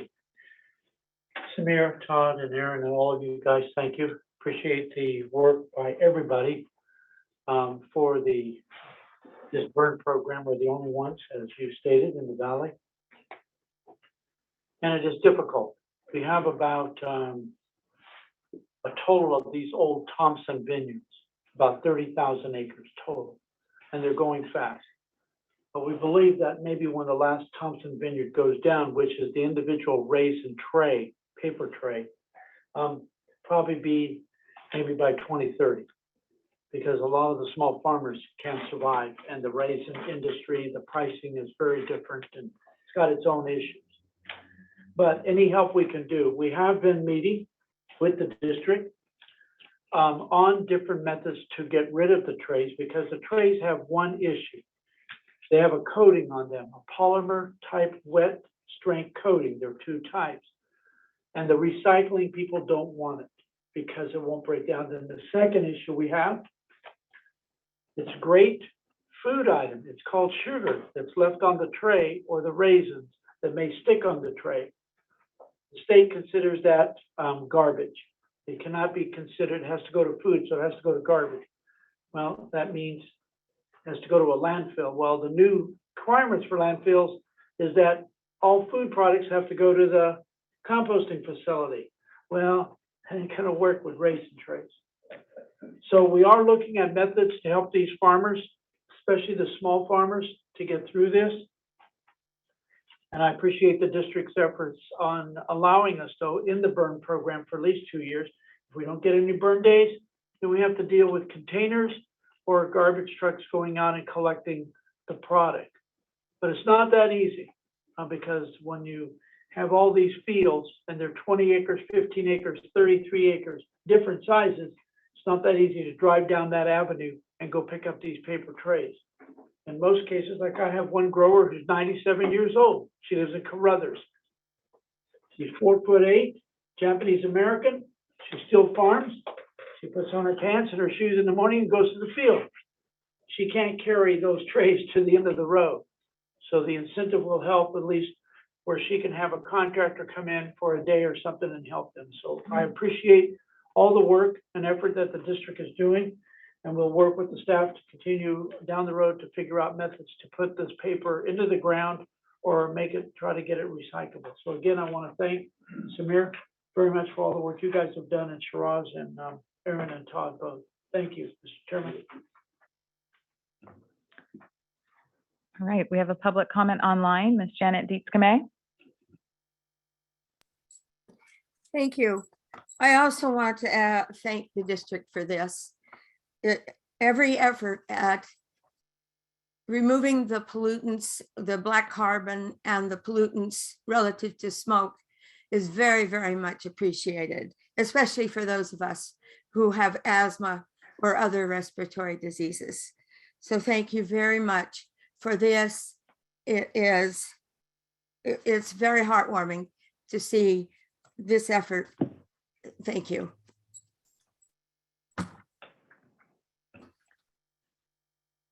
No more public comment online or in Fresno. Okay, Mr. Wheeler. Yeah, before I make this motion, is it possible that we could fully fund dumpsters for these, like 20 acres or 30 acres or less? To go pick these up? Yeah, that's a great question, Supervisor Wheeler. And I think also just let's double check on public comment. I don't think there is in Modesto or Bakersfield, but just Yeah, before, go ahead and do that okay, first. with the regions, I just want to make Any sure. public comment in Modesto or Bakersfield? There is no public comment in Modesto. No public comment in Bakersfield. Thank you. So the $25 per acre number that's recommended in the item was really intended to try to cover the majority, if not the full cost of that incremental. Certainly on the now there are maybe some labor costs depending on the particular grower situation. Right. Somebody's got to pick them up and bring them But down. yeah, and in a lot of cases you can. In some cases maybe it's a little bit more challenging. With the example that was presented earlier. But these bins, we're gathering the cost data on the bins. They can cost anywhere from $600-$700. They're different size bins. I know. Each one have a different cost. And if you need 2 bins, then you double that cost. That's what I'm saying. So If, 10 acres, they might use one bin, and then say 10 yards, I don't know, and then the 30 acres, they might have to have a 50-yard. Yeah. Yes, correct. And so the goal would be, so it's a couple $100 for a small bin that might handle like a less than 10 acre size, and it might be $500-$600 for that medium size, maybe $700-$800 for the 30-40 acre size. So that 25 per acre basically it was intended to try to cover that cost. Yeah. I don't know if 25 acres is enough. If you got 10 acres, that's only, what, $150, you know? That's $250, and I think it's about $300 for the small size bin. So that's pretty close. If I was given the authority, you know, through your recommendation to maybe go up to 30 per acre, 35 per acre, just to make sure that as we get the cost in. Okay, I'll make a motion to approve this do that. and go up to whatever we can figure out what a bin would cost per acre, size-wise. Yeah. I just need enough parameter. I think with that flexibility, that way when we construct the final amounts, I'd be given the ability to do that. And I think I could definitely work with that. Okay. Okay, got a motion on the floor. I'll second it. Okay, got a second? I'm gonna call the roll. Ready, Mr. Bessinger, Yes. Ms. Fugazi, stepped away for a moment, Ms. Lewis, Yes. Mr. Mendez, Yes. Mr. Pereira, Aye. Mr. Peterson, Aye. Mr. Preciado. Dr. Sheriff? Yes. I apologize. Mr. Rickman? Yes. Thank you. Ms. Shucklian? Aye. Mr. Wheeler? Yes. Motion passes. Thank you. Okay, 14 is, since she's here, not here, are you gonna give one? No, I just wanted to note that the report is included in detail in the board packet. If anybody has any questions, That's right. free to send them my way, and I can communicate them to Dr. Pacheco Werner. Okay, now you're up 15. I will partially cover what's included in her reports. I wanted to note to the board and make sure you were aware that last week CARB had a hearing on the community emission reduction program for the Arvin Lamont communities that we've been working in for some time, the AB 617 program there.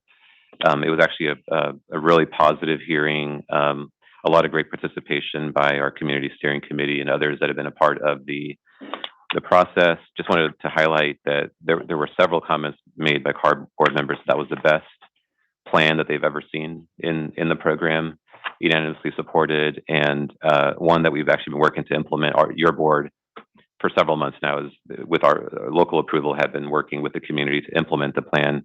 But it was a great positive development to see that approved by CARB and to do it in a very resounding and a very positive manner on their part. Just wanted to make sure the board and the public were aware of that. And also wanted to just note that the governing board study session is going to be on November 9th and 10th. That's on the official calendar. That's going to be at Wonder Valley Ranch here east of Sanger. And I just hope that as many members of the public can attend that. And it's going to be a very good discussion, a lot of interesting items on the agenda. Just looking forward to interacting on those items. And with that, Mr. Chair, Okay. turn it back to you. We'll go to item 16, governing board member comments. Go ahead. I two things. Is anybody experiencing other audio problems? My wife tells me can't hear, but I was having difficulty with public comments today and also some of the stuff. Is anybody else having that problem? Me. Okay. I deaf and issue and can't hear out of that one. Right. And so I don't know, maybe that's something staff could look at. I'm having difficulty. I think it was just one person, and that could be how they speak. Okay, they were talking very fast, so I was having a little difficulty with that. But that's just me. I'm running for re-election, and I was out knocking on doors, and I had a conversation with a constituent who was very concerned about the increase in the number of military aircraft at the Air Guard base in Fresno. Do we have, and I'm assuming we have no input on that. Would that be an accurate statement? Generally, yes. There are processes at the federal level that need to occur, as they consider major changes at facilities, repositioning certain fleets, and so there are opportunities for there to be conversations around impacts, whether it's noise or other issues. So now I'm not sure in this particular case kind of where that process is, if it's already been completed or but there are some federal processes that have to occur for certain major changes to occur. Yeah, I told her that would probably be more of a federal EPA thing, but even that, this is Department of Defense, so I don't know that she was satisfied with that, but I just figured I'd bring it forward. Thank you. Yeah, they could go all to Lemoore, and then that way, when we're working on equipment in the shop, then we won't be able to talk to each other, never.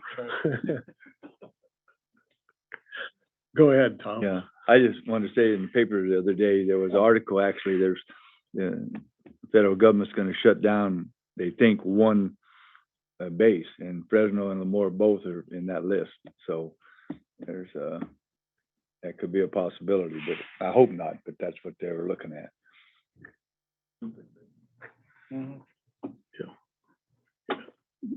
Go ahead, Mayor. My closing comment is just want to thank the community, business, farmers for coming to these board meetings and spending time and, telling us your concerns. And I believe that's a key point to work together and resolve concerning issues and reducing pollution in the Central Valley. I also would like to emphasize that equity is a big thing, and sometimes it's kind of impossible to get that justice for all when funding is not available to fulfill the needs of everybody in the state, and not only in the state, but in certain small disadvantaged communities. It's sometimes hard to get the funding to them places where it's most needed.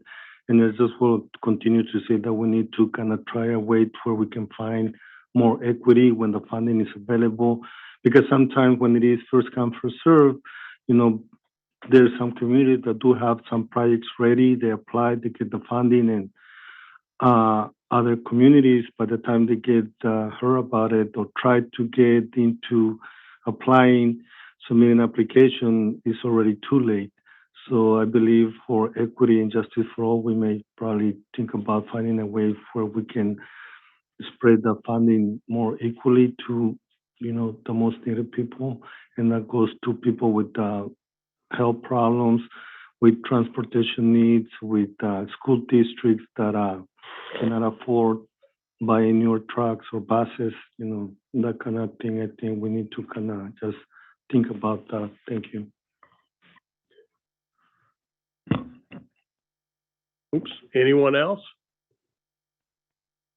Hearing none, I'm gonna now go to council for. Yes, we have closed session, item 17. We have two items, Comité Progreso de Lima, the San Joaquin Valley Air District, Fresno County Superior Court, and the new pending matter, Central California Environmental Justice Network versus Leanne Randolph, pending in the U.S. District Court for the Eastern District of California. And we do need to call for public comment on the closed session items. Okay, is there any public comment on the closed session items? No public None in the comment in north? Fresno. None in Fresno, none online. None in the Any south? Comment in Bakersfield. Thank you. Nothing Okay. online. None in the Thank north. Then we will convene to closed session. you. Okay. In here? Yes, Yeah. in here.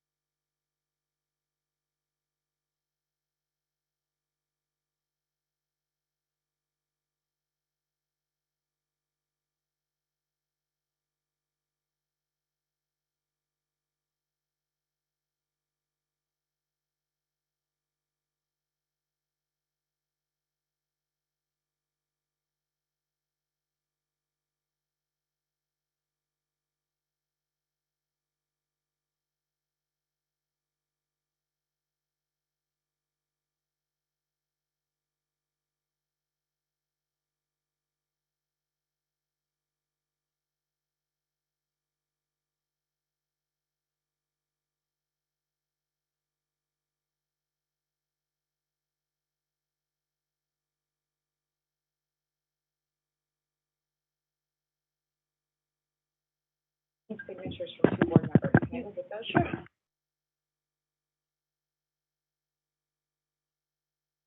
So closed session adjourned 11:23.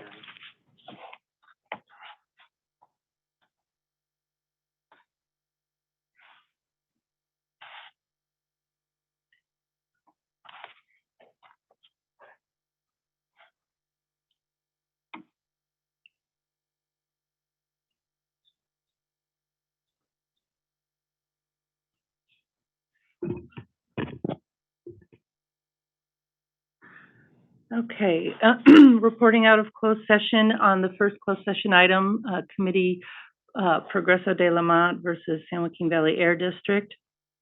The board authorized acceptance of a settlement subject to execution of a final signed settlement agreement, as well as authorization to appropriate funding in the amount of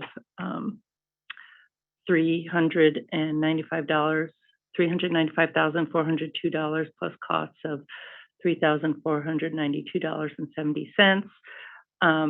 Subject to execution again of the settlement agreement. This item was approved on a vote of 8 yeses and 4 nos. 8 yeses and 3 nos. On the second, to back up on that first session, on the first item, the details, the terms of the settlement agreement will be made available to the public upon finalization of the settlement agreement, which hasn't yet occurred. On the second closed session item, the board authorized the district to defend against the case of Central California Environmental Justice Network versus CARB. And that approval was unanimous. And then the board adjourned, and now the meeting is adjourned.